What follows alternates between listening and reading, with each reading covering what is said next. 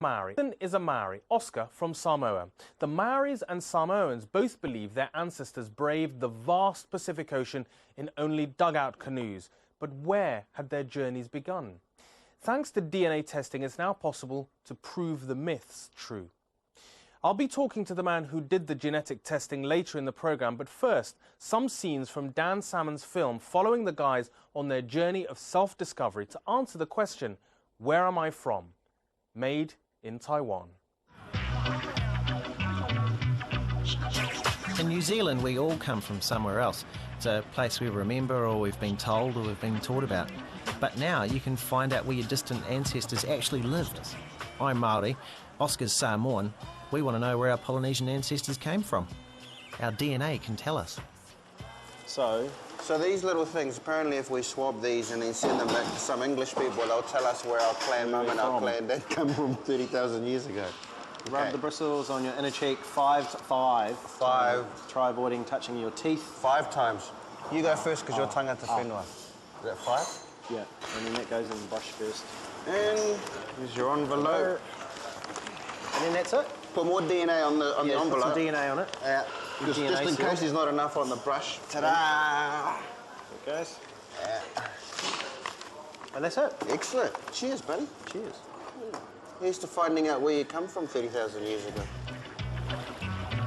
My Māori ancestors came to New Zealand on a double-hulled sailing waka called the Takitimu. Their ancestors had a far longer journey. DNA evidence says they came from Taiwan. Scientists can now trace a genetic path from there across the Pacific through Vanuatu, Samoa and the Cook Islands. They used the stars to get here. We're using our genes to go back and meet the Pacific people who share our DNA. We'll go by plane. I'm useless on boats and Oscar can't swim, but we figured you couldn't tell this story without going on a waka. Because a lot of people think the old waka are like just the big canoe. It's a real sort of culture shock for a lot of people to think, that, holy hell, they actually had sails. Great stuff. Hey, how's he doing? He's doing pretty good, actually. It's instinctive, eh? It's in his blood. Can you feel it? Yeah. Takitimu landed here on New Zealand's east coast. So it's where I wanted to start our journey, opening my DNA results with Mum and Dad. Oscar has to wait till Samoa. I'm so excited, Nate. This is so cool. Boy. And there's the bay. Whoa! Oh, there you are. There's Mahia. Stop it. That's the whole peninsula. Yeah. How you feeling, dude? Nervous. It's going to be good, eh? Yeah, bro. It's going to be dope.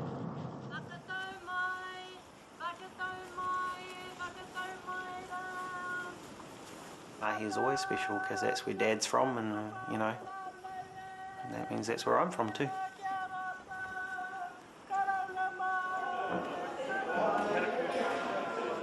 The weird thing about journeying back through my past is it's not only my history I'm tracing, it's that of all my Māori rallies who share my DNA.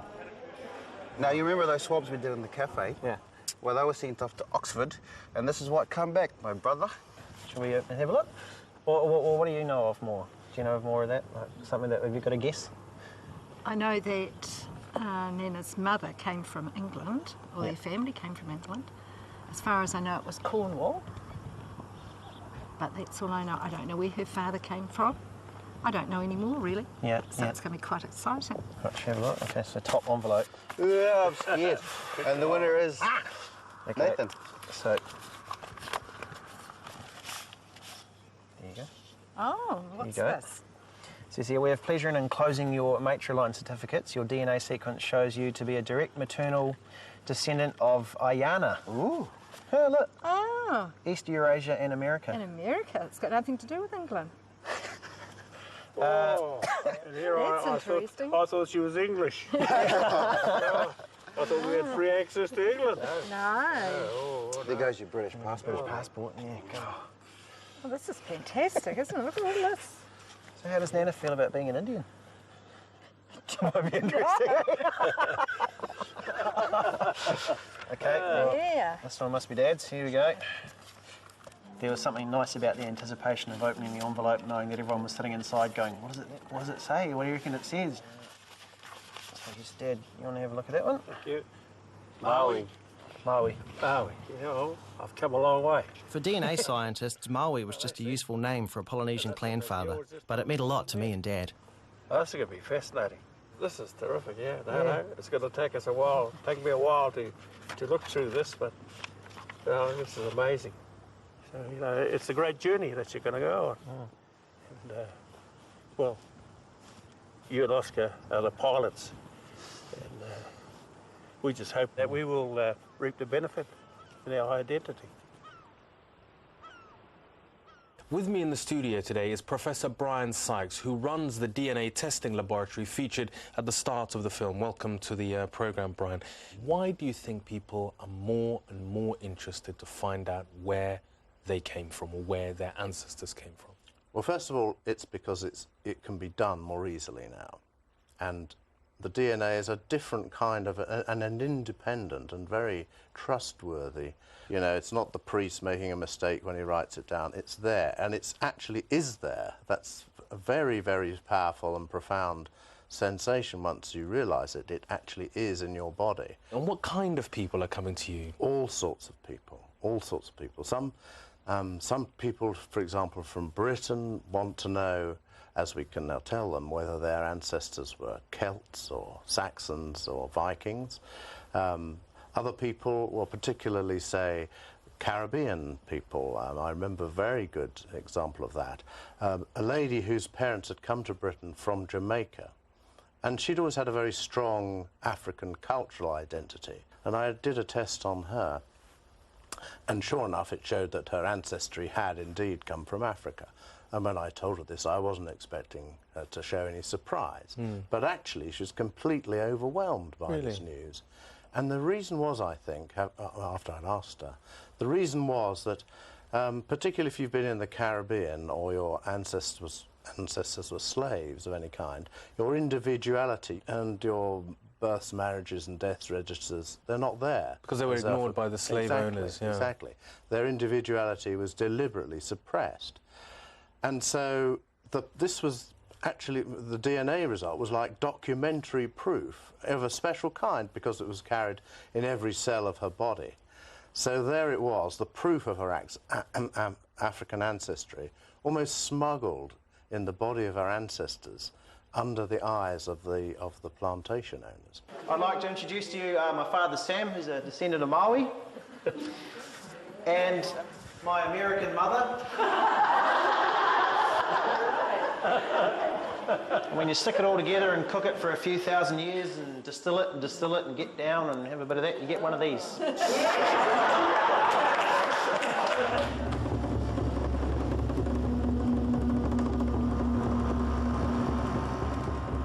Rarotonga is 3,000 kilometres away from Mahia, but DNA evidence says that 80% of the cookies have the same clan father as me.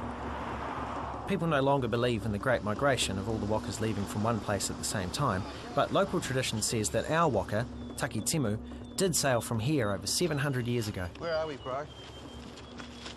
Wait, here we go. Here's the monument with the canoes. This is the spot where the canoes left on the big migration to Aotearoa. That way. So your people's canoe, the Taki Timu, left from here? Yeah. And ended up in Mahia, where we just were? Yeah. Out From of here. it? Yeah. From here? From here. Oh, and here it is, the most beautiful of them all. Ah, the Taki Timu. Yeah, but look at, see how they spell it here? It's Taki Tumu. This is amazing. How do you feel being here at this spot, knowing your ancestors left from here? Oh, it's cool, eh? I reckon every Māori person should come here once in their life. I mean, for me, you know, not being part of that whole sort of waka story, I'd always just heard it as, like a myth and legend of New Zealand prehistory. But coming to the spot and seeing all the markers and everything, it actually happened. A group of people left here on big, settled New Zealand, the last country in the world to be settled. Because it's weird, especially when you look at it, like look at that break out over there, and you think, okay, everyone, we've got all our stuff, let's go. There is this idea that the Maori are descended from Tikatimu, which is this whole sort of notion of the mythical sort of forebears coming from the sea. Yes. And in some senses, I mean, the research that you did sort of somehow, you think, reinforces that sort of idea or undermines it? Well, the Maori have always known that they came from the Polynesian islands, and one of the strongest myths they have is that they came in a small number of canoes which set off from Rarotonga. whether or not it was literally true, that certainly they believe that the first canoes came from that point. And the genetics bears that out, because the DNA of the Maori is identical to the DNA of Rarotongans. The big question, though, was whether the people who came to Polynesia came from Asia or from America. And that... Welcome back. Made in Taiwan used to signify cheap, mass-produced goods of questionable value. Don't try telling that to two New Zealand guys, Nathan and Oscar.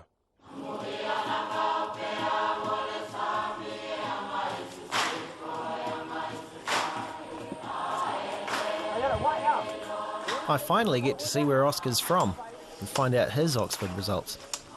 I've got connections here too. Lots of Samoans have the same clan father as me. Like me, Oscar wanted to wait to open his results with his family. Are you ready? Yeah. Are you scared? Yes. Same here, actually. I'm nervous. I'm not sure. Dear Mr. Kitely, we have pleasure in enclosing your matriline certificates. Your DNA sequence shows you to be a direct maternal descendant of Ina. What's Ina? That's the name that they gave the first woman, the Polynesian woman.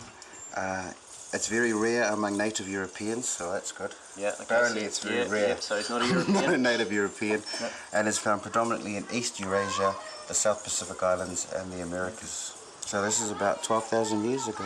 Oh. So this is going back that far. So that's where the Samoan comes from? Yeah. Yeah. Oh my goodness. That's the mother's line. I haven't heard. It's the first time. Now we're going to look at the paternal line. What? Oh. Who? From the Himalayas. Yeah, that's exotic, man. Oh. That's really rare. That's... Now see, I have to show love to Indians too, see? And Asians. It's beautiful. See, we're all related. Yeah. Yeah, but sometimes you get mad when you drive on the road. Yeah, no, I don't. Who says that? The Asian driver. No, I don't. There's two lovely moments in the film where both Nathan and Oscar open the package which has come from your laboratories. The whole family gathered round. So it was a big moment. Were you sort of particularly touched by that? I was. I thought it was really charming. Particularly charming to see their mother and their grandmother. Exactly.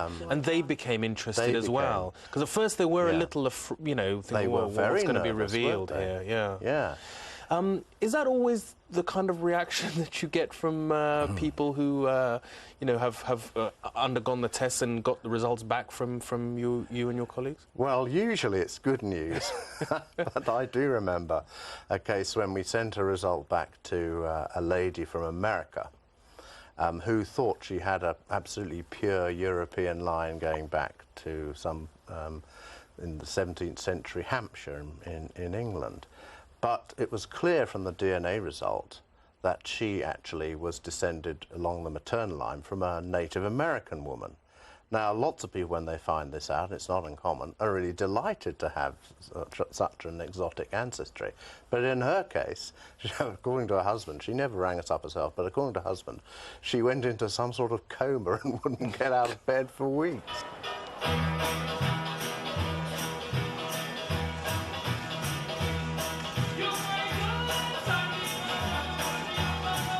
Before our Polynesian DNA got to Samoa, it landed here 3,000 years ago in the canoes that brought the Lapita people. Their pottery has been found all the way east to Samoa and Tonga.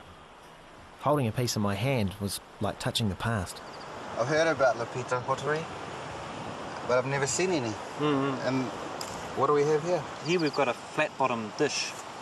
It's sort of sitting up like this. This is the bottom, and this is the edge here. Like a salad bowl. Yeah. So all this stuff's over 3,000 years old. Yeah. As you can see, this is very, very finely executed. It's funny, just looking at that mark there, the upside-down triangles, that's a pattern that you really see heaps. And I mean, just look at my tattoo. It's which is this one from a traditional Samoan patterns. All right. But these are patterns that you see replicated in tapa. And certainly, there's parallels in both Polynesian and art of the Melanesian region. Lapita pottery, it was, that is looking into the past, because you're looking at something that, one of my ancestors made, held, ate from. People have a very strong perceived idea of where they're from. You know, well, I'm from Africa, surely, or I'm from, you know, blue-blooded English stock. Yes. And life isn't like that. We're actually all interrelated and in our ancestors. There's no such thing as genetically pure or biologically pure races. And of course, when you say, well, I came from, well, what does that actually mean? Because you've got 2 parents, 4 grandparents, 8 great-grandparents. They're all contributing to you. But I think the emotional, the psychological strength of doing these tests where you're just following one line, you can be specific and say, yes, your ancestor went to Taiwan and Samoa and so on. Whereas in a general sense, you've got millions of ancestors and everybody is mixed. You know how the Vanuatu people descended from the Lapita? The Lapita people were the first people who came. So Vanuatu people traced their beginnings back to 3,000 years? 3,000 years ago. So you've been here 3,000 years?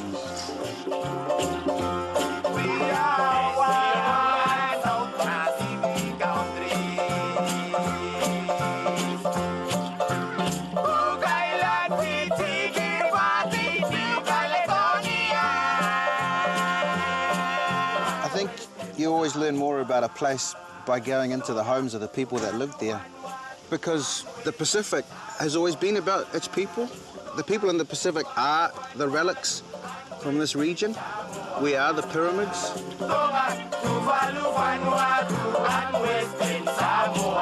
It seems weird that the trail of our ancestors leads us from here back to Taiwan, but that's what the DNA says. I can't imagine what a Taiwanese person with Polynesian genes will look like. You know, because there's been like gradual changes in each country we've gone through to. You know, like maybe the difference between the Vanuatuans and the Samoans is the biggest, you know, difference just in plain looks or whatever. But then as far as culture goes, it's not really that different. Yeah. Which makes me wonder, are we going to get to Taiwan and they're going to be like way different? And we're going to go, oh yeah, looks like Johnny Wong. Or is it going to be like, it looks like Johnny Wananga? Yeah. Do you think this kind of research actually does, I don't know, I mean, not only sort of help break down prejudices or just basically gets people to think very differently about other people? Well, it does show that we're all very closely related. Racists have often tried to show, to prove that their particular ethnic group is genetically different and superior to others. But there's absolutely no genetic basis for that whatsoever. You get the same genes, the same DNA, the same descendants of the same clan mothers in adjoining ethnic groups, even though they've been battling it out for centuries. In New Zealand, it's easy to think of Taiwan as Chinese. And if you go to the capital, Taipei, you could be anywhere in Asia. Should have got a parasol. Yeah. But then we landed in Taidung in the southeast. I'd heard how scientists had traced Polynesian DNA from New Zealand back to Taiwan, and when we met Niwa, I mean, she's even got a Māori name. Hi, Niwa. Hey, hello. Hi, ni hao. Ni hao. This Niwa? Yeah, I'm Nathan. How are you? Nice Good, to meet you. good. Nice to meet you too. Hello. Niwa? Oscar. Oscar. Yes. From Samoa? Yes. Yeah. Nice to meet You don't kiss me. Ah, You come on, kiss man. me. They don't want to be too familiar. I know. Took for me. I know. How are you? Pretty good. Wow, you look Polynesian. Yeah. I am. Oh, no wonder. Do we look good? So, That's Pre-History Museum. oh, wicked. wow. Oh, wow. It's big. A whole museum dedicated to prehistory. I love it. These are amazing because these look so much like moko. Do you know moko? Moko means That's the Maori tattoos on the Maori. faces. Yeah. beautiful. Ataya tribes. Ataya? This is the first time I've seen what the indigenous people of Taiwan look like, and now I can see how the link. Coming here to the Prehistory Museum and seeing the old pictures, seeing aspects of their culture and how they lived, now I can see the connection. Definitely. And seeing Niwa especially. Seeing Niwa, or just meeting you. Wow. Look at the pictures. That fella. What? Look like one of your family. Hey. Yeah. I've seen him in Otara. Yeah, really. Yeah. Any Oh my gosh. grandmother, Look at any. that. I've got an auntie that looks any like her. grandmother. Hey, look at him. Look at this guy. Look, there's Samoan men. Yeah. And him. Oh my gosh. These are all indigenous people Yes. from all the People various here aren't tribes. going to believe this. That's amazing. Wow. Yeah, it is. Do these links really stay, I mean, that long in our bodies, in our genes? I think it's Oscar says at one point, well, now we've seen the people in Taiwan, we kind of know we're connected, so we didn't really need the DNA to show us. But believe me, he did, because you could have taken a similar film in anywhere in South America, and the facial likeness would have been very similar, and he might have made that same connection. I haven't myself been to Taiwan. Obviously I did the DNA from people from Taiwan, and I knew that it was the same, but I hadn't realised quite how similar they actually looked until I saw the film. Very interesting. Professor Brian Sykes, thank you very much for coming in to talk to us. And you can see the full edition of Made in Taiwan in the next Witness special. That's it for now. Thank you for watching.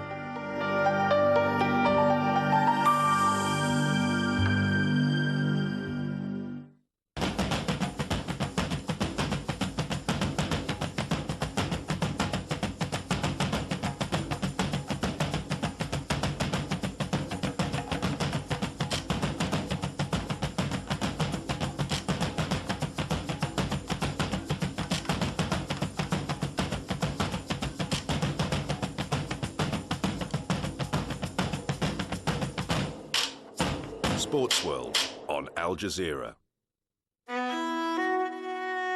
Islam is the fastest growing religion in Europe.